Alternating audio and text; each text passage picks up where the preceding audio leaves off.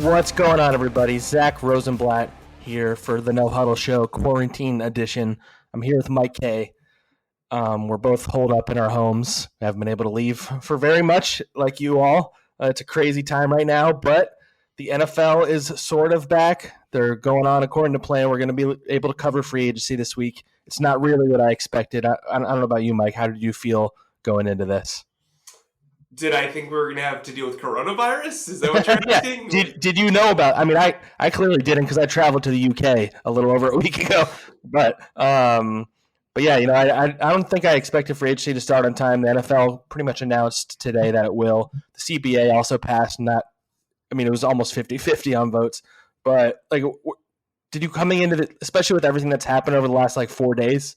Did you think they were going to start on time? No, absolutely not. And I talked to several people in the league that didn't think they were. I got a text message from an agent maybe an hour ago. I can't believe they're doing this on time.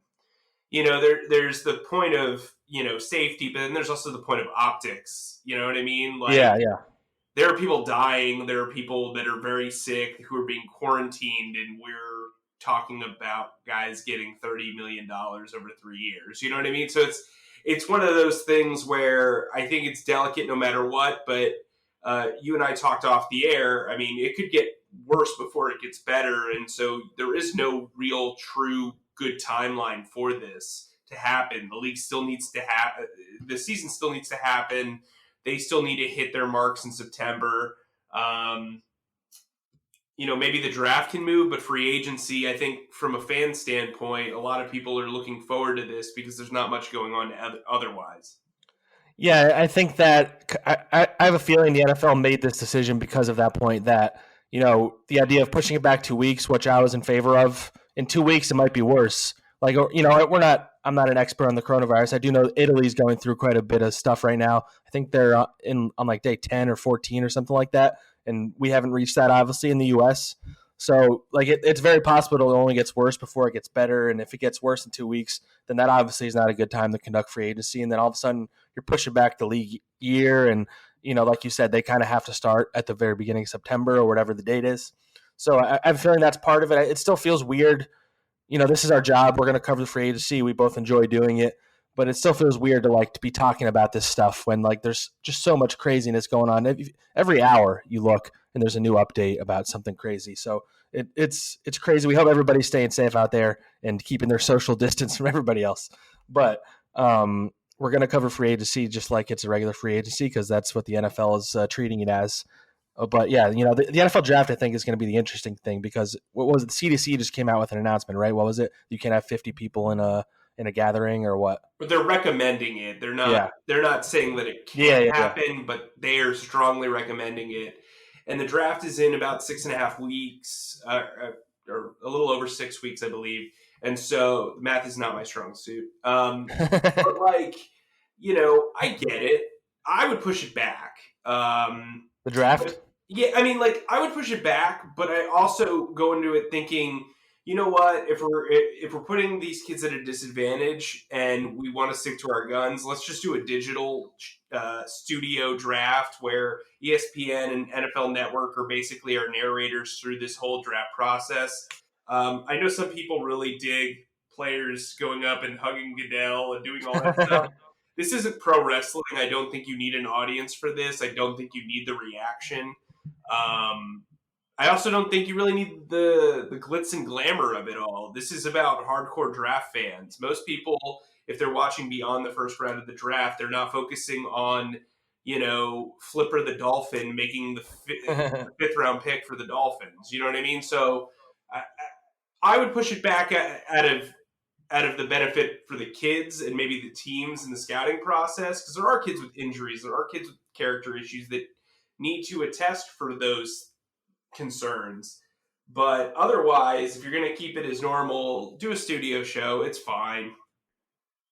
Yeah, I think the reason you push it beyond just the impact of the coronavirus and all that is that, in person, the workouts at a team's facility or whatever, the visits, top 30 visits have been postponed or canceled. Pro days have been postponed. And so teams haven't really been able to interact with guys. I think NFL mandated you can talk to a guy for a certain amount of time on a video conference or phone call, and a certain amount of guys per week. But that's like just not the same thing. So teams are you're really gonna learn how well a team did their scouting. In reality, they should be fine at this point. They should be able to scout throughout a season and know how good a guy is. The guys haven't played games since then. Things change, obviously, but I think you're really going to see which teams are the best drafters if they don't really get to reignite the process in the normal way. Yeah, definitely. And I think, you're going to have to rely heavily on the tape. Scouts are going to have to rely heavily on the relationships they've made on the road. I mean, this is going to be a test for everybody involved. I think, guys with character issues and guys with injury histories are going to drop in this draft if they don't get the opportunity to show themselves in pro days and visits. There are guys who are speed demons that need to show that they can catch well in pro day visits. A guy like Hamler from Penn State was a guy that a lot of people were really looking forward to seeing, do his stuff. So I think it's a weird spot for the league to be in, but in the grand scheme of things, there's bigger things in the world. If you went from being a 4th round pick to an undrafted free agent, if you're good, you're going to make the team. So. I guess there's that solace. I know there's a lot of agents that are really frustrated right now, but free agency's happening as usual. I'll tell you this: I don't think OTAs are going to happen. Yeah, I could see that. At the very least, those team off-season workouts are not going to happen for sure. Yeah, I could see them just skipping all team. I could see them forgetting. They'll get rid of OTAs, but they'll maybe have a rookie mini camp, and then they'll have, mandatory mini camp, that 3-day stretch of workouts, and then they'll send them on their merry way to training camp. But maybe they'll make training camp an extra week, but not with practice or something. But they're going to have to adjust because I can't imagine OTAs starting on time, and I can't imagine them really giving no time in between OTAs and training camp just because the season is such a grind. I can't imagine the NFLPA being cool with that. So and shoot, for all we know, by July this thing might not be figured out. Like nobody knows in reality. Yeah, this it puts everybody's job at risk. I've seen a lot on Twitter of people complaining about the CDC's warnings, but there are people that work at factories. There are people that do certain things, and so it's just like overall, it's just hard to really kind of stomach and process because we don't know. To some people it feels like the end of time, but my kid's daycare isn't closing, so oh really? That's kind of surprising. I guess that makes sense because he's a kid, but still. I don't know. Yeah, that seems crazy to me. Anyway, so we're gonna do a full on free agency preview here. Before we do though, what have the last few days been like in the Kaye household? Like, what have you been doing to pass the time? Have you gone out for groceries? Like, what's your story been? I've just been doing my job. Something that I'm okay at, I guess. But luckily with our job, we can work from home. We're lucky enough in that way. Yeah, if there's no football, who knows? But anyway. Yeah, I've just been kind of chilling at home. I'm kind of I was already self-quarantined before any of this stuff hit the fan. You're sick every other day. So. Yeah, which is weird because like the first 30 years of my life, I almost never got sick. And then I moved up to the Northeast again, and I'm suddenly sick all the time. But I also have a kid who's in daycare, as I mentioned. So they say the first year's the toughest. But it's been fine. Broke some team visit news before they closed down the team visits. Louisiana Tech cornerback Amik Robertson and name's escaping me. Wyoming linebacker Logan Wilson also visited the team. Actually, Logan Wilson was visiting the Eagles organization while they were announcing to stop visits. So that was interesting. Both of those guys, athletic dudes, a little undersized, but they're pure athletes. They were really productive in college. I think the Eagles will definitely have interest in both of them. They both project around the 3rd to 4th round range.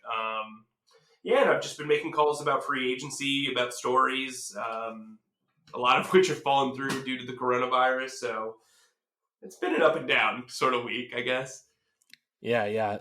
So for me, I took my vacation. I saw the stretch in between the combine and free agency, and I saw a window there. And my girlfriend was going out to the UK for externship, So I went to Scotland with her. And funnily enough, like at the beginning of the trip, I was like super sick with a cold, mind you, and I got her sick. So we get to the airport for our flight. Flying sick is the most miserable thing, one of the most miserable things in the world. It was a terrible day, but we got there. We're both coughing up a storm. Hers in particular, she's like coughing in the airport, and people are like giving her dirty looks because it's kind of a tough time to be a cougher right now. But we did like that's a t-shirt. That's a t-shirt. that's a t-shirt. That's a t-shirt. but like it was, we both were like, we're for sure going to get quarantined, aren't we? Like we were convinced we were because we were just like looked like crap, we sounded like crap, and just nobody even like questioned us or looked at us or anything. We got through customs pretty easy in the UK, and then she's still out there. But I got back the day before Donald Trump announced the travel ban.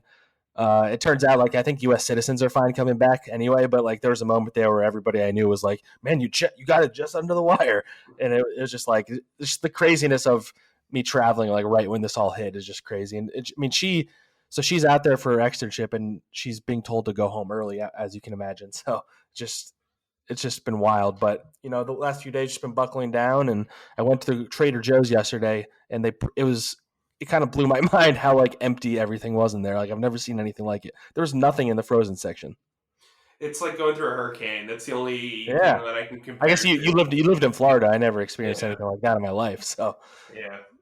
But yeah, I figured we'd share our stories because everybody's kind of going through stuff right now. So and before we do that, listen, Eagles Extra. I know you guys want to kill time. I'm doing all day AMAs throughout this because look, I've got to kill time. I love my job and I love communicating with you guys. So sign up for Eagles Extra with free agency right now. There's no better time to sign up. 2 free weeks. You can look for it on any article we post on NJ.com/Eagles. Sign up. 2 weeks free. If you hate it and hate me, you can unsubscribe. But we're going to have all the free agent information you need.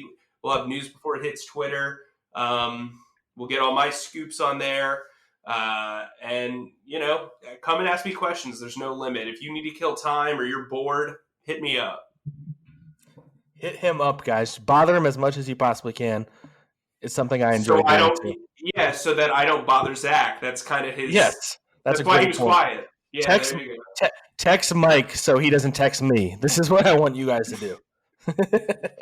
You're the worst. I mean, I had to make fun of you at least once. All right. All right. So we're going to get into our free agency preview now, just to give you like guys a little lay of the land of what we're going to go over. You know, we're going to go through all the Eagles free agents. We're going to discuss, you know, a major storyline right now. And then we're going to kind of go through each of the Eagles' positions of need and kind of, you know, we're each going to name a guy that we think they could realistically sign in the next couple of days. And then at the end, I have some news for you guys that I'm going to share with you, but you have to get to the end of the podcast to get to that. So nice little. Did you say Eagle is? What did I? Yeah, I think so. But whatever, that's a t-shirt too. The Eagle-less. All right, so you lead and I'll follow. All right, so let me pull up the Eagles free agents real quick. Let's see. We can start with let's start with Jason Peters because I think he's been a big topic this offseason. It's calmed down a little bit since the Eagles announced that they were going to let him explore free agency. But what do you think happens with him? He's heading elsewhere for sure. Yeah. I think, you know, they didn't want to, you know, cut the cord just in case maybe his market's terrible. But his market isn't going to be terrible. There's enough teams in the league that need left tackles. I wouldn't be shocked if a team like Cincinnati or a team like Cleveland or you know, a team looking for a stopgap left tackle to maybe, you know, take a year and kind of help out a younger quarterback. He's a guy who said that he's been willing to play right tackle. I don't see it happening, but I could see him definitely playing left tackle for a team like the Cleveland Browns or I'm trying to think of other teams. The whatchamacallit? Oh man, I'm like totally blanking. I had like a bunch of lists. Like a team like the Cardinals, I could see them maybe moving DJ Humphries over to right tackle. I was thinking Cardinals too, yeah, and a young quarterback. But they just signed DJ Humphries, so I don't know how that'll go. I mean, the Jets, yeah. Yeah, the Jets make the most sense probably of the group because of the Joe Douglas connection, the fact that he wouldn't have to really move anywhere. I mean, I know he's in Texas during the offseason, but you know, I think it'd be a little bit more convenient. Plus, he's got an established quarterback there. The division, if Brady leaves, is going to be pretty wide open. So maybe that's an option for him. Yeah, I think that. I think he's going to have pretty big interest on the free agent market. To be honest with you, I would guess he probably makes somewhere like the $6 to $8 million range, right? Probably be like, Yeah, I wouldn't be shocked if he made more, to be honest. yeah. The Spotrac has him valued at $7.8 million a year Yeah, for one I mean, for I could 1 year. see I could see 8 to 9. Yeah. All right. Rodney McLeod, I think he's an interesting one. It kind of ties into a guy we're going to talk about later. But what do you think? I don't feel like he's coming back. See, I don't feel like he's coming back either, but I happen to know that they did try to get something done during the season. They tabled it for the offseason, and the fact that we haven't really heard anything about it since kind of leaves me. I mean, look, there are better free safeties on the open market. I think this is a decent safety class as well for the draft. And he's 30, so like if you can change that up, you should. Malcolm Jenkins, regardless of Malcolm Jenkins' status. Yeah, I mean, I think he's going to have interest in free agency. I don't know if it'll be Sure. a lot, but I mean, like he's a veteran safety, and they kind of always have a place. Although safeties lately haven't gotten as much money, like the middle of the pack guys. So Right. I'm very curious to see what like his. It's probably like a 1 year deal type of thing. Ronald Darby, I think we both agree he's not coming back. What do you Nice. think? I wonder if a guy like the Jets or something like that brings, Maybe or the Bills bring him back, or like something like that. I could see the Lions being interested just Oh because yeah, Corey Unlin, yeah, Corley Unlin, but he had no market last year, and he is coming off was injury worse report. this year. Yeah. Yeah, so that's going to be rough. Yeah, yeah. Let's go to the other corner, Jalen Mills. I do think he will have some interest, but it still feels like he's coming back here. Absolutely. I think, if the rumors are true that they're really into Byron Jones and they're going to go all out on Byron Jones, I think Jalen Mills makes sense as a 1 year number two corner, which is what I think he'll want. I think he'll want 1 year because when you look at this past season, the first 7 games, he was on PUP. So he wants to have a healthy year. He wants to be in the best spot possible. The best way to rehab your value is to be in a place where you're known and you understand the defense, and now you got some new blood in the coaching ranks in Marquand Manuel, who is raved about by several people in the industry. So I think Mills is back for sure. Yeah, and the cool thing for Mills, people might forget this, but he was a 7th round pick, so he's gonna whatever his contract is, he's gonna make like a significant jump in his salary, which is kind of cool for him. Um, Nate Sudfeld is an interesting one. I don't know. I'm curious to see like what sort. I mean, he's 26-year-old quarterback. He's been in Doug Peterson's system. I would imagine some teams have interest. It probably won't be for much money. It would probably be like a prove it deal or a fake 3 year deal or something like that. But you kind of will have the mind for a lot of the offseason that he wouldn't be back, right? Yeah, I still don't think he's coming back. I think he's got some options. There's a lot of coaching connections there. Sean McVay, who was with him in Washington's out with the Rams. Frank Reich, if they don't end up going after somebody like Tom Brady or Nick Foles or Phillip Rivers, I could see him going there. Chicago is interesting with John DeFilippo as a quarterback's coach. The Bears have long kept like a developmental third string guy. I think that makes sense there. He'd be cheaper than Chase Daniel, obviously. And then the Raiders are a team that is interesting to me. I think he fits into the type of prototypical quarterback that John Gruden likes. And if they don't draft or sign a guy, I could see them really liking Nate Sudfeld to be the backup to Carr and to kind of push him. I believe it was Mike Florio that pointed out that I think Mike Mayock really liked Nate Sudfeld going into that Really? 2017 draft. So I mean, that's kind of the funny thing about having Mike Mayock as your general manager is that there's receipts on all the guys that he liked and Yeah. didn't like. But so I'm pretty sure that was what it said. But so that I think the Raiders are a very interesting one for him. This will be a quick conversation, I imagine. Nelson Aguilar. Gone. He's going to sign with the Colts. Yeah, that makes a lot of sense. And he might do well with it, too, pretty well there, honestly. I'm very curious to see how he does like away from Philadelphia because I feel like the relationship here became toxic for him. So Sure. I mean, if you don't like where you work and you yep. constantly feel like you're in a toxic environment, you're not going to perform well. So, I mean, it makes sense. I wish him luck. He's a nice guy. Yep. All right, Vinny Curry. Vinny Curry. See, that's an interesting one to me because there's so many teams that need pass rushers and that can't pay top level pass rushers. And Yep. he did have kind of a renaissance last year. I think he had 4 sacks in the last 5 games. I think he wants to be back here, but I think his market's going to be pretty good. I could see him ending up somewhere in like Atlanta. Yeah, I think the only way he's back in Philly is if it's like a Tim Jernigan type thing last year where he goes to free agency, nobody signs him, he comes back. Sure. Speaking of that, let's go Tim Jernigan. I think somebody will sign him. I don't think he's back. Yeah, he's not back. No. I mean, he showed flashes when he's been healthy. It's just not healthy very often. He's only 27. Joe Douglas obviously liked him quite a bit because he was there when he was drafted in Baltimore and when he was traded to Philly. So I feel like the Jet. I mean, I know you did that series and the Jets were almost on there every time, but that's Joe Douglas. That's Joe Douglas's MO. He goes for guys that he knows. Yeah. I mean, we used to joke about the Baltimore Ravens guys he used to bring in here all the time. So for sure. Let's go Jordan Howard. Are we doing all 14 of these guys or what? Like, just the guys that are like actually interesting to me. All right, cool. So Jordan Howard. Jordan Howard's interesting. It's hard to find him a fit outside of Philly. Denver kind of makes sense to me, teaming up with Royce Freeman and Phillip Lindsay. I really like him in Buffalo behind Devin Singletary. But outside of that, it's just like really hard. Cleveland, maybe if Kareem Hunt isn't re-signed. It's just not a great market to be a free agent running back unless you're like Melvin Gordon, who might do well with the Dolphins. I mean, maybe Jordan Howard goes to Arizona if they figure out David Johnson. Like, running back's a weird market. I think he should be back. I think his value is at an all-time low. They traded a conditional 6th-round pick for the kid. So that tells you how much his value is around the league to begin with. And that was before he suffered a lingering shoulder injury. So I do think he'll be back.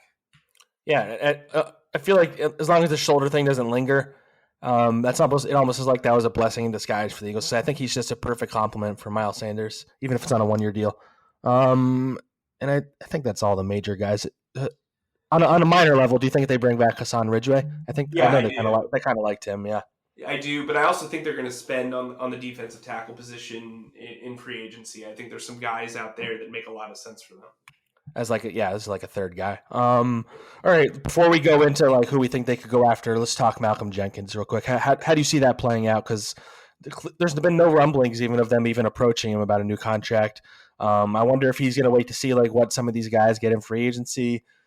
I feel like he probably wants to be paid like a top 5 guy when the Eagles probably want to pay him like a top 10 guy, maybe. So this is a situation that feels like it's eking more towards 50-50 him coming back, where it might have been like 70-30 a few weeks ago. Yeah, I've checked in on it a couple of times. It seems pretty quiet on that front. Devin McCourty with the Patriots, who's the same age as Jenkins, just got a 2-year deal for $23 million. That's about what I would offer Malcolm and guarantee this first year of this contract, or the first year of the 2-year contract. Like, I'd throw out his remaining year and then, you know what I mean? Like, and just from the start, just have it this way. But yeah, I mean, I think, he's got the contract option that's due on Wednesday. They can kind of see how the market resets itself. Anthony Harris is going to get a lot of money if he doesn't get franchised. So I think it's in Malcolm's best interest to wait. The problem is if the Eagles kind of put their heels to the ground, he's going to have a tough time holding out just because of the new CBA. You can find guys and find them a lot of money, and you have to take the money. It's not like the old days where you could find a guy for 10 days and then he signs a contract extension, you forget about it. It's not that way anymore. It makes it very difficult to hold out.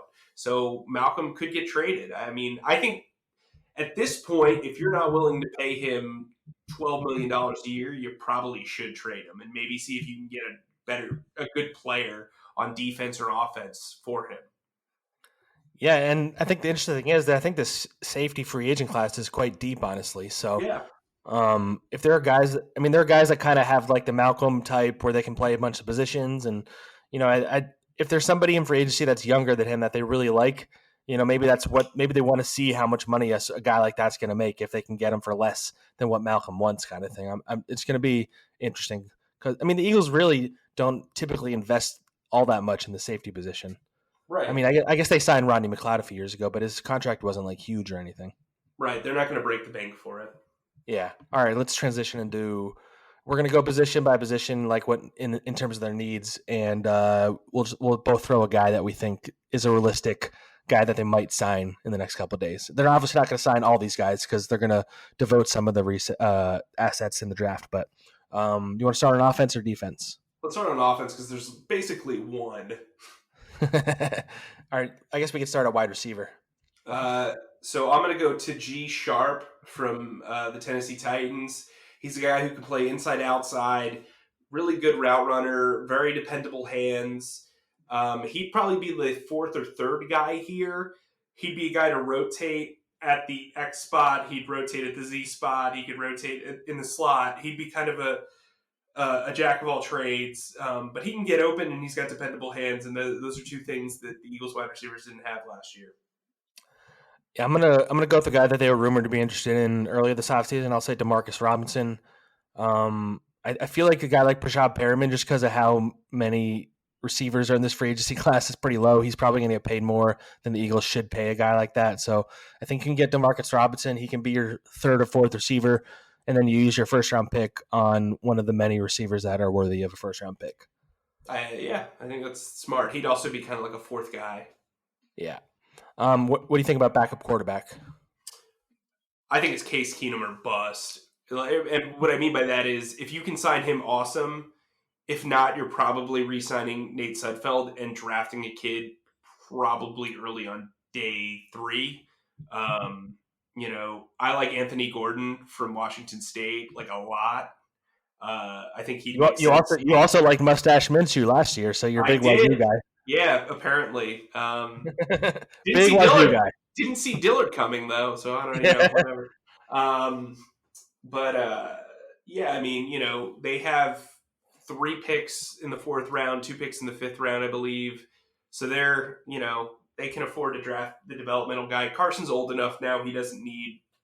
If he's injury prone, he's injury prone. That's what it is. You've made your bed. You've got to lie in it. But like paying a backup quarterback $3 to $4 to $5 to $6 million, just at this point, with how much you're paying him and how much you're probably going to invest on defense, does not make a lot of sense to me. So it's Case Keenum or bust.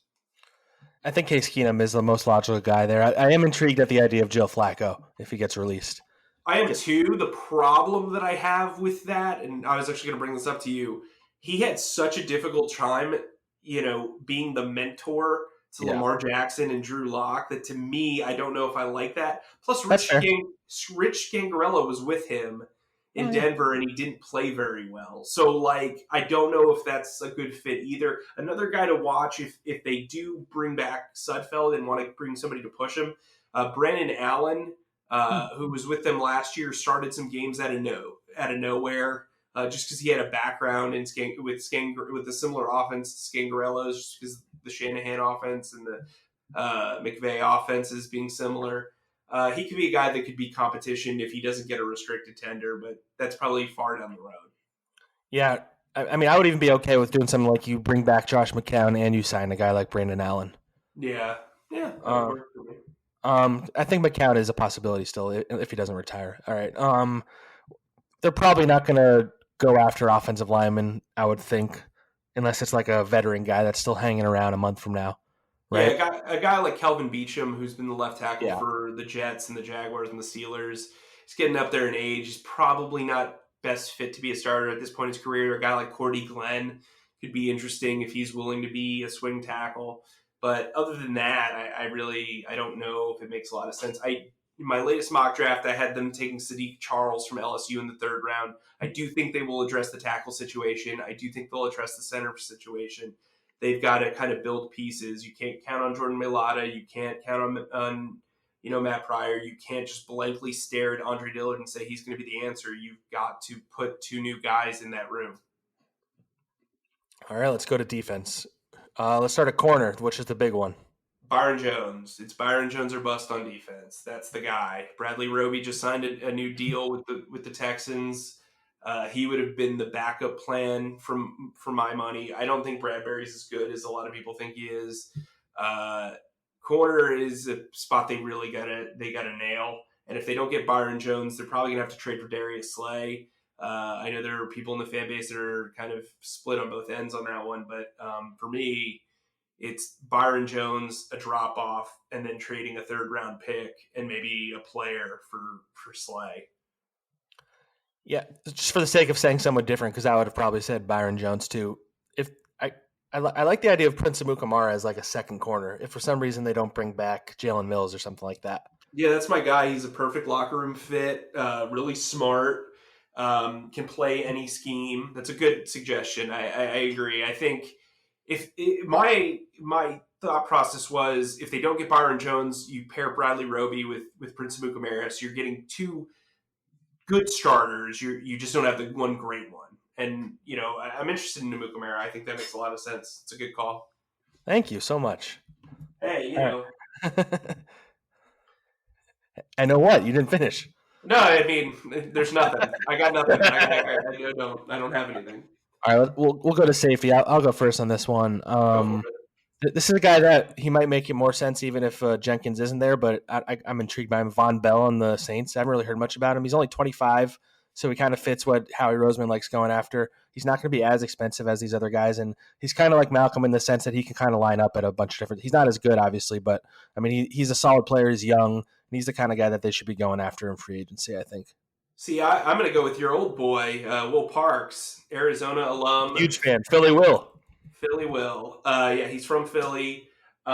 He does a lot of things that Malcolm already does. He played nickel this year for the Broncos. Prior to that, he was a free safety. Prior to that, he was a strong safety. He's probably not going to play the linebacker role, like the dime linebacker role, but I think he's capable of at least playing three different spots. I could see them wanting to move Avonte Maddox to free safety, and so signing him would allow them to have a competition at free safety and nickel cornerback. If they move on from Malcolm Jenkins, maybe it's Maddox at free safety, Parks at strong safety, and Crayvon LeBlanc at nickel. That's probably spreading you kind of thin and making you seem very optimistic. But if you're paying Byron Jones a ton of money, maybe that makes sense. I would be very happy if Will Parks got here. He's a great dude. Media-wise, it would be great. He's the Prince of Amukamara of safeties for us. He's just like a funny, like good dude. I covered him when he was at University of Arizona. Full disclosure. All right. Linebacker. Who do you got? Nick Kwiatkowski from Chicago. From what I understand, there probably will be interest there. He's a guy who can play all three linebacker spots. He's just never really been a starter, but he started 8 games this past year, averaged just 4 yards per catch going against him this year. When he was in the lineup, they were a better run defense than with the guys in front of him. He's a guy I could see them making their next Nigel Bradham, where he probably starts at one spot, plays all 3 downs. They're going to depend on him. He'll probably get around $6 to $7 million a year. You don't think he gets more than that? No, I think there's like this like weird thought process. Like Blake Martinez wants over $10 million. He's going to be very disappointed. This is a decent linebacker class, and people just don't pay linebackers unless they're elite level guys. I could see Littleton getting maybe like 14 or 15, but like outside of that. Yeah, and I could see Schober getting 10 also. Those would be the 2 guys. Right, but here's the thing, too, is now you're seeing Kirksey, Nigel Bradham, and Tahir Whitehead all hitting the market before free agency. That's going to have an impact on value as well. There's more guys and probably cheaper mouths to feed, which dilutes the market as well. Well, you just took a guy who I was going to say, actually. I was going to say Christian Kirksey. And he's visited a few teams. He hasn't visited with the Eagles necessarily. He's 27, turning 28 in August, and he's coming off a season where he only played 2 games. But by all accounts, he's like a great teammate. He's been really productive when he's healthy, and he's the kind of like buy low guy that Howie kind of likes to go after in free agency at linebacker. Yeah, he's got a D'Amico Ryans like quality to him. It seems like a very good locker room guy, really successful early on in his career. Can do pretty much what you want him to do from a general defensive standpoint. He's not going to wow you, but he can tackle well. He's going to lead the team. He's going to be a captain. He's a vocal guy, and he's going to be great in the locker room and the community. All right, defensive tackle. Who you got? Javon Hargrave from the Pittsburgh Steelers. Now, he's known as mostly a run stopper, but he's really quietly a pretty good pass rusher as well. He's a guy that I would have immediately fill the Tim Jernigan role. My what I would do is I would have him start opposite Fletcher Cox and have Malik Jackson rotate in. That was the plan to kind of do with Timmy Jernigan before Malik Jackson got injured and Fletcher Cox recovered from his own foot injury. Hargraves is a guy who is still in his mid-20s. He's got a lot of football to play. I like him a lot. I think he'll be probably if my list plays out properly, he'd be the second highest paid free agent that they bring in outside of Byron Jones. They need to invest in the future of this defensive tackle position. They need better pass rush. And to me, you're not going to sign a big name defensive end because internally the thought process is that they believe in Derek Barnett. So they're going to attack defensive tackle here with Malik Jackson and Fletcher Cox aging and both coming off foot injuries within the last 12 months. I think it's a smart move. Yeah, sticking with like the idea of signing a young guy. I was looking at Malik Collins from the Cowboys. Yeah, I like that. I think the Cowboys are going to have a lot of free agents that are hitting free agency, and they're going to have a tough time signing a lot of them because they have to get Amari Cooper and Dak Prescott back, and they're going to lose Byron Jones almost for sure. He's a guy that I think they could develop into becoming a starter next to Fletcher Cox down the line. Yeah. Defensive end. This would be the last one, I guess. Yeah, this is a tough one for me. And I've gone back and forth on this. Like, I don't know. And I'm basically buying time in my brain while I'm talking to you. It's weird. Like, Vic Beasley would be cool on a 1-year deal because I think he would be like a really good ad. He's got a background with Marquand Manuel. The guy I think that kind of makes a lot of sense for them from a rotational standpoint, though, is a guy like Stephen Weatherly. He's a buy low guy. Not going to get a ton of sacks. Emmanuel Ogba is interesting. But, like, this DN class is not very good. And I'm not really sure what their plan is there, but I don't really like the options. Yeah, it's a guy that intrigues me, but I don't know how much he's going to cost. Is Derek Wolfe on the Broncos? He is 30. Yeah, that's interesting. He can play inside or outside, which Jim Schwartz obviously is a big fan of, and he's an upgrade over Vinny Curry and probably over Josh Sweat. So I mean, he'd be interesting. But I feel like they're more likely to just draft a edge rusher than sign one of these guys. Would be my guess. And that's what I would do when you're paying Brandon Graham and you're paying Fletcher Cox. They're going to need to draft some guys. I wouldn't completely rule out Sharif Miller, even though he basically redshirted last year. There's still Deshaun Hall, who's everybody's favorite guy till he plays. And then Josh Sweat is a guy who I have a lot of faith in as far as his development. So, yeah, I can't see them spending heavily at defensive end, but defensive tackle, I definitely see them spending there. Yeah.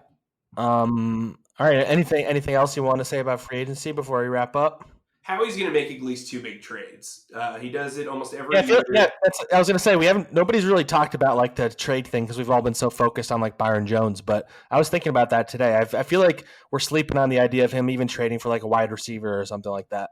Yeah, I mean, sometimes you don't know guys are available. I mean, Stephon Diggs keeps trying to get his way out of Minnesota.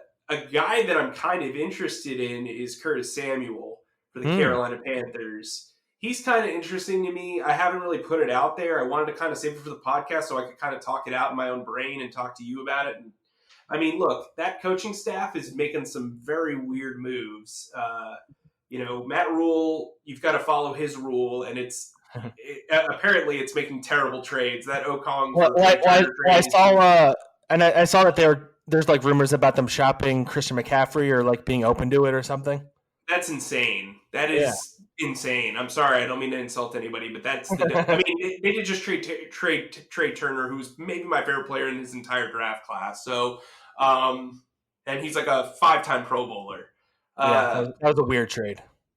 Weird trade. But yeah, somebody who I would be interested in, because I don't think they would trade DJ Moore, but Curtis Samuel's very interesting to me. He brings speed. He can play multiple roles. I think he's very, very interesting. And he's fast, right? He's a deep threat. So. Oh yeah, for sure. Yeah. All right, we can wrap up on that note. Free agency. I did say I had some news for you guys, so I'll share that with you before we go. I guess it's good news or bad news, depending on how you feel about me, I would say. um, so the news is that so this kind of, you probably have noticed we haven't been as uh, vigilant with the podcast in recent weeks. Part of that's been me being on vacation or Mike being sick, as always, before coronavirus, just in case you were worried. Yeah. But the reason is I've been transitioning over to the Giants beat. I'm going to be a Giants beat writer for our company now. I won't be covering the Eagles on a full-time basis anymore, but we will not be stopping the podcast. We will still be doing the Eagles podcast. Mike and I will be getting it to you. We're going to try and get it to you once or twice a week. It probably won't be 3 times a week anymore unless unless crazy things happen. But I'm definitely happy that I still get to do that. I'll still chip in with Mike whenever I can with Eagle stuff, but just wanted to let you guys know, if you're confused why I haven't been writing a lot of Eagle stories recently, that is why. And I just wanted to share it with you guys first. This is the breaking news alert, I guess, because this will be up before I announce it on Twitter tomorrow. So Well, and to put a bow on that too, Zack's probably the best teammate I've ever had as far as beat writing partners and writing partners. I've learned a ton from him. I hope he's learned a few things from me, maybe what not to do. But this dude's a superstar. He's going to continue to crush it. We're going to continue to crush it on this podcast. I'll be here because, I'm here. But, I'm really happy for you. And this is a big move because the Giants are a big beat in our company. And you definitely deserve everything coming your way. Well, I appreciate that, brother. It's been a great 2 years. I'm not leaving. I'm not dying, but Mike is going to be going solo on the Eagles beat now. So make sure you guys support him. He's going to crush it.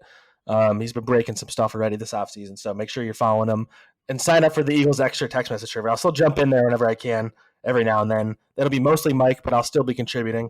And the text, I know you're really enjoying doing the text messaging. Oh, man, I love it. Yeah. Man. People are really smart. It's nothing but diehard fans. They want answers. I'm getting pushback, which is great. Getting a lot of suggestions. I mean, I think Chance Warmack's making a career comeback, so that's going to be worth monitoring. It's been great. You know what? It's been great. Like it has me less on Twitter and more on the text app, and I'm available all the time. And some people ask very, very good questions. Some people don't, but most people ask very good questions, and it's a very thoughtful group. So I hope you guys join the group. Like I said, free for 2 weeks. You have nothing to lose during free agency. You'll get the scoops from me beforehand. We'll also let you know if there's scoops from ESPN or NFL Network. We want to be your source for Eagles news. We want it all to come to you right when you want it, right when you need it. So we're having a lot of fun there. All right, we'll wrap on that note. By the way, Mike and I are going to try as much as we can. Every time the Eagles make a notable move, we're going to try and do like a little mini podcast, just breaking it down right away. So keep an eye out for that because we both think the Eagles are going to make a splash in the next couple of days. So check back on your podcast feed, write us some reviews, leave us some comments, and when we get the chance, we'll read them on an episode soon. All right, thanks, guys. Cheers.